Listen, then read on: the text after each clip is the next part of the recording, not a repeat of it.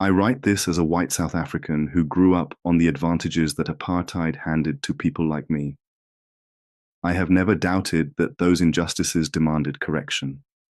When broad-based empowerment was conceived, I believed the principle was right and the redress long overdue. 3 decades of evidence have changed how I judge the policy. They have not changed the goal behind it. In fairness, parts of it delivered. A larger black middle class emerged, and corporate boardrooms grew more diverse. But the broad-based promise, the one that mattered most, went unmet. The gains were real. They were also narrow.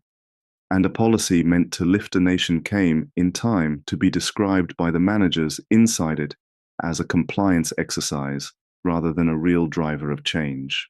Consider one number. About 7 in 10 working-age households are still classified as low income, essentially unchanged, since 2008. 2 decades on, the line has barely moved. For a country with so many young people looking for work, that is not a statistic. It is a generation kept waiting.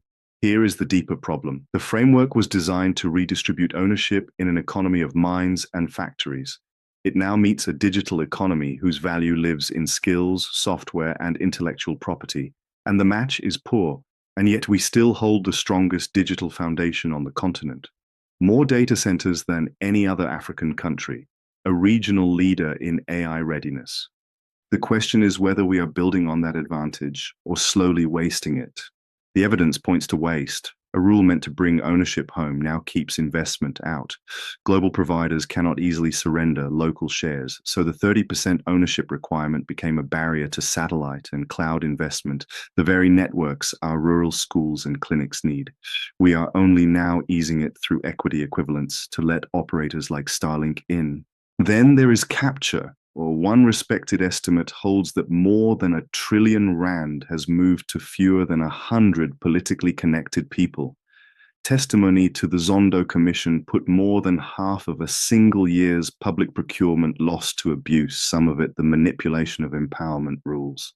And this is where it truly hurts. Money lost to a captured tender is money that never builds a network. It never trains an engineer. It never funds a startup.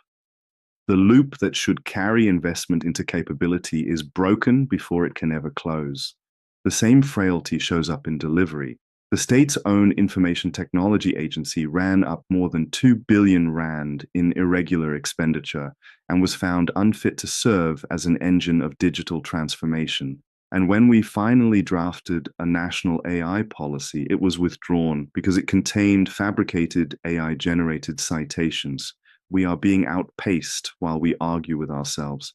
So what would redesign look like? Reward measurable outcomes instead of ownership. Make equity equivalence the standard route for global technology firms. Free small firms and startups from the compliance that smothers them.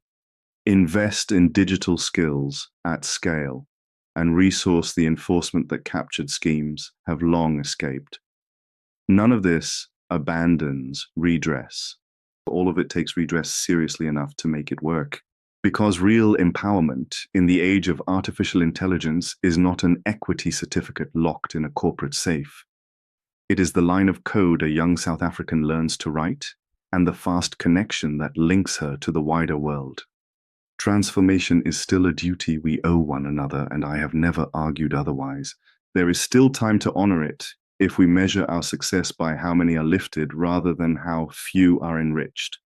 If you would like, I will come and sit with your leadership team and help you turn this from a debate about who owns the past into a plan for who builds the future.